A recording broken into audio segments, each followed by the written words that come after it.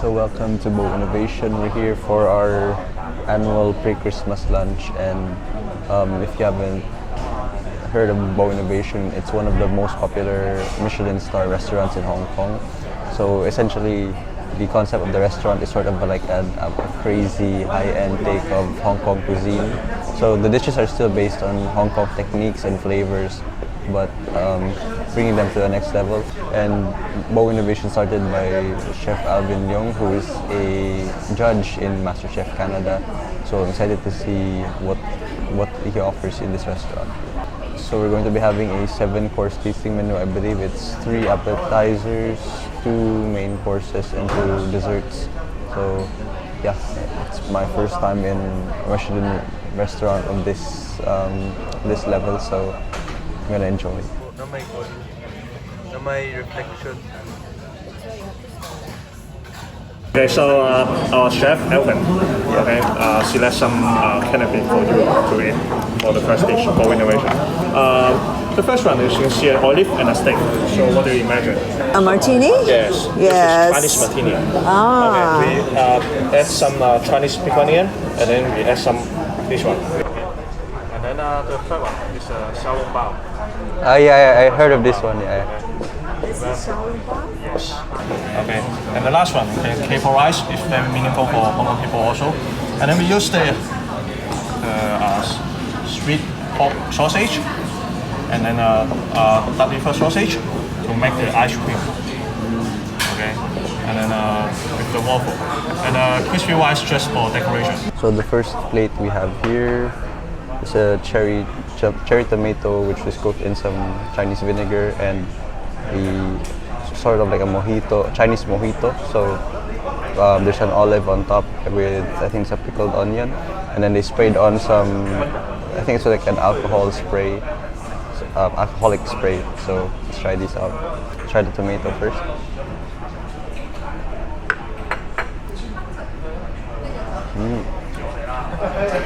Yeah, this one. It's a nice mixture of like sweet and sour. So the flavor really develops as you continue to eat it. And like there's some flavors which burst in your mouth, particularly the sweetness of the tomato. And yeah, you can really taste like the elements of the Chinese vinegar. So that's quite nice. This is the second tapas. So they sprayed some alcohol on this earlier. Let's try this out.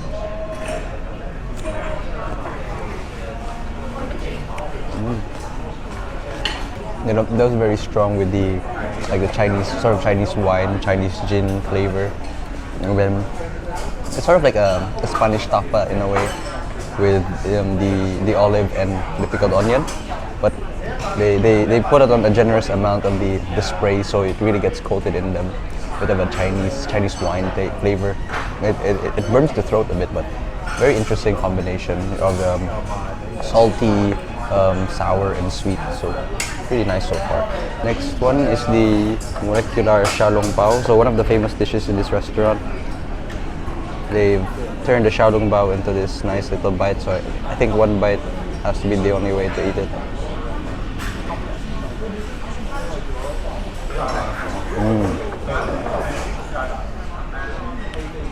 So it has like this gelatin layer on the outside, similar to what the dumpling skin would be in the traditional xiaolong bao. And as soon as you bite it into it, the pork, it's like, yeah, it tastes like a pork broth, just bursts in your mouth. Very, very nice savory flavor. And this one is like a pork sausage on top of waffle wafer. Let's try this out.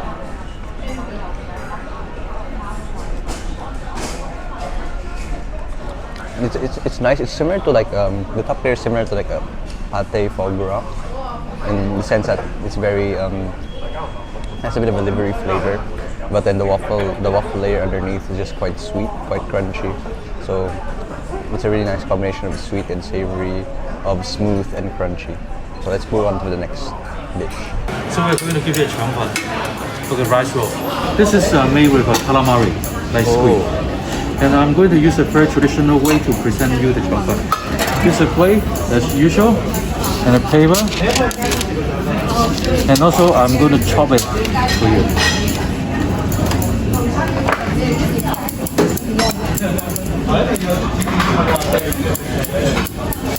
And we have two sauce.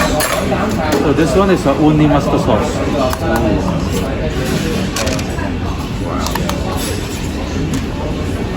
And the other sauce is a sweet sauce and with some calamansi. So the next one, I think it's still part of the appetizers, is their take on like a chong fan, a rice roll, but instead of a rice roll, they use the calamari. And the two sauces accompanied are a sweet sauce, sort of like a hoisin, and then what I heard was like an uni paste. So it's very interesting. They serve it in a very traditional plating with the paper and the bamboo sticks, as you would find on the street food. Let's try one of these. These are calamari, and I'll try to mix both sauces. So the uni and then some hoisin. Let's try this.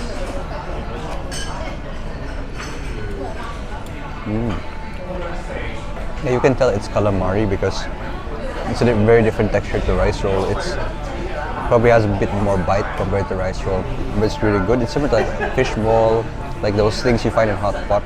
That's that kind of texture and flavor. And then coated in those two sauces just adds. The only one is sort of like a mustard, and then the hoisin is just more sweet. So very nice flavor so far, and I love that they're taking traditional Hong Kong foods to the next level in their own special way. Okay, the guan have a beef tartar, and the sugar one is a beetroot bread. Okay, like pudding. Okay, and then with some dehydrated cabbage and bell pepper. Okay, it's like green pepper. Okay, and then I will add some of the smoky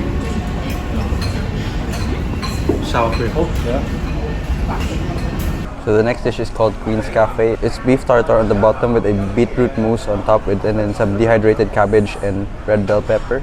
So as you can tell from the ingredients, it's reminiscent of a borscht, and then they've added some smoky sour cream on top. So yeah, borscht is, if you don't know, borscht is a popular soup to be served in cafes here in Hong Kong, sort of like an appetizer. And basically, the Hong Kong ingredients are a bit different from those of the original version in Russia. So this version here is sort of a mix between the two.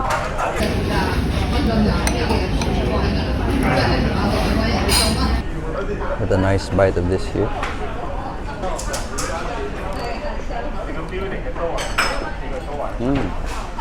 It's very interesting because the beef tartare is what really gives more of the texture to the dish. The mousse just really melts in your mouth. And then with that sour cream, it adds a bit of tanginess, a bit of sweetness to that, a bit of sweetness, a bit of tanginess. And then, yeah, like I said, the texture comes mostly from the beef tartare on the bottom. It gets contrast by the beetroot mousse on top, which really smooth, just melts in your mouth. And then a bit of crisp from those dry vegetables. Overall, I really appreciate the identity of the dish. I think it's a nice take on a borscht, and it's something unique, definitely. The famous dishes over there is a pork liver shumai. So we make a special shumai here. On top there's not pork liver, it's a foie gras. And at the bottom for the shumai we use some celeriac and mushroom to make the shumai, and serve with celeriac beer soup. So course number 3 has arrived. It's entitled Lin Yung Tea House because it's a take on one of Lin Yung Tea House's popular dishes, which is the pork liver shumai. But instead of pork liver, they use foie gras. And then the shumai underneath is composed of celeriac and wild mushrooms, I believe. And they just serve it with a little bit of celeriac sauce on the bottom as well. So course number 3, and it's really nice that they serve it in a dim sum basket, very traditional and really nice presentation so far.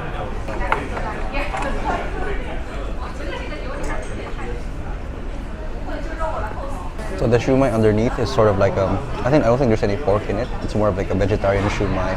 There's mushrooms and celeriac. Really crunchy with that. And then on top, the foie gras, of course, is just very smooth, very melt in your mouth. Has a nice pork livery. It has a very nice livery flavor to it. And really what I've noticed so far is how they use a lot of contrast in terms of the textures and flavors. In this case, there's a bit of crunch from the shumai underneath, and then the foie gras on top is really as smooth as can be. And that's been the theme so far with a lot of their dishes, just a combination of the smooth and crunchy textures. So I can really appreciate the cuisine so far. I'm really enjoying so far. So it's a specialist of the abalone. So we make the dry abalone from Africa, okay, AA plus level, okay, and then with some caviar and asparagus, and in the middle have some duck egg yolk, gel, okay, and then this is artichoke puree, okay, with slow cook more than 7 days with some abalone sauce.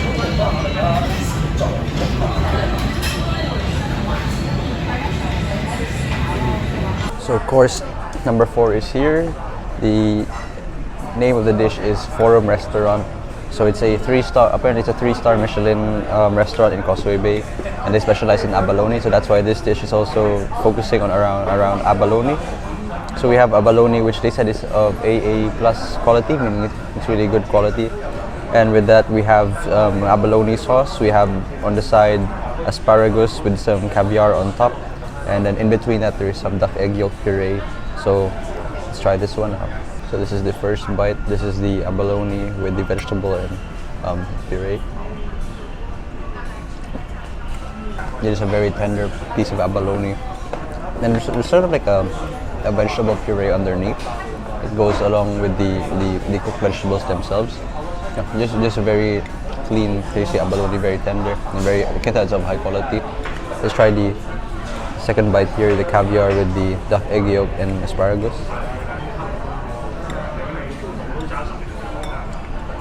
First taste there from that bite, immediately the caviar, the saltiness and brininess of the caviar pops in your mouth.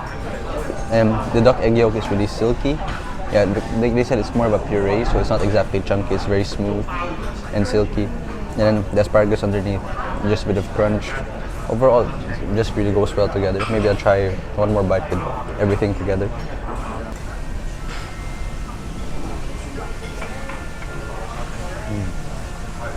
It's a wonderful combination of flavors, and yeah, really, it's still uniquely Hong Kong. Like you can really taste the Hong Kong flavors and the Hong Kong ingredients in this dish. So that's what I've really appreciated so far throughout the menu. So we have some confit cherry tomato and a French bean, and this is a grilled corns with the honey, and this is a carrot souffle.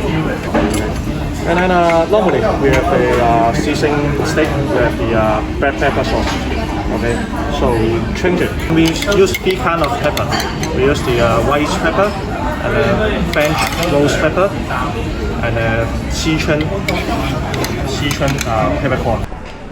So the 5th and probably the main course of the meal has arrived. It's Wagyu. And the name of the dish is Sammy's Kitchen because they're a place well known for the Hong Kong style steak, like on the sizzling plate. So this is like their take on it. So yeah, we've got some high grade Wagyu, and they serve it with some mixed vegetables, and then on top of that there's a white pepper sauce with a trio of peppers used. So this is probably the main attraction of today's meal, and so to try. So our first bite of steak for today.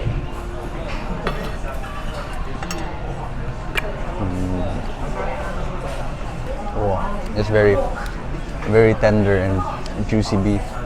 Well seasoned already, even without the sauce yet. And they have a nice crust, and now it's nice exterior on the steak. So that's really nice. Let's try some of the vegetables also. French beans.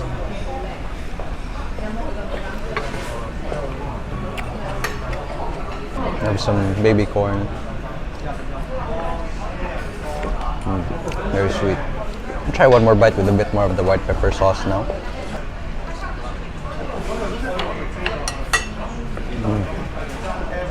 Yeah, very peppery. I think there's a bit of cream into that as well, but overall it goes really well with the steak. It doesn't overpower the flavor of the steak itself. It's a very nice pepper sauce, but it doesn't overpower the flavor of the steak itself. It goes really well. And there's a bit of puree also on the side. Try this one. Sort of like a squash or pumpkin puree to go on the side. So overall, the elements of the dish are really balance each other out well. You have a bit of crunch. You obviously have the tenderness of the steak, and then yeah, just a bit of mousse or puree on the side. It's been the main theme, like I said, I noticed without the dishes, and I'm gonna enjoy this piece of steak right here. And inside the cup there is 3 layers. So at the bottom is a coffee process, just like pudding, a coffee pudding. The middle level is a condensed milk, and top with the milk tea foam. And the foam is exactly what Cha Chan Tan did. And the Western toast, 西多士. And we serve with some hazelnut powder, the fresh green apple, and some maple syrup.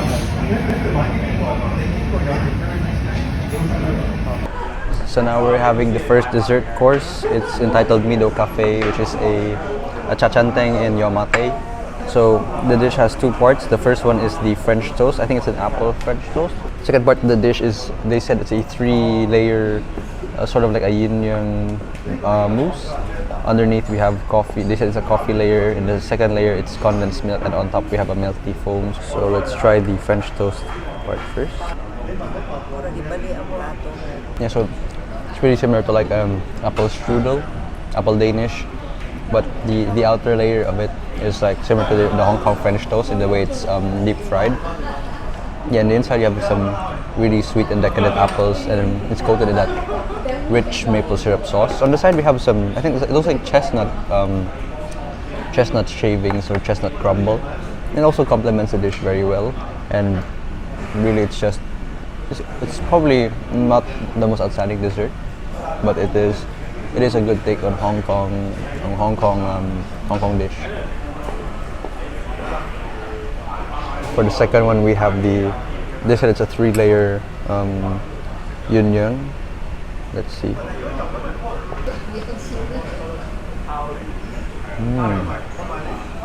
Yeah, it's very interesting. I quite like this as well. The bottom layer has a bit of a bitterness to it because like it's an espresso layer, and the condensed milk is a bit of like a mousse layer, and the milk tea on top. You can really tell it's distinct in terms of the foam. So it's more bubbly compared to the rest of the dish, which is more dense. And it goes really well together. Nice texture contrast and nice mouthfeel contrast, really. So it's a mui choy flavor chocolate. Okay, and then this is the meringue.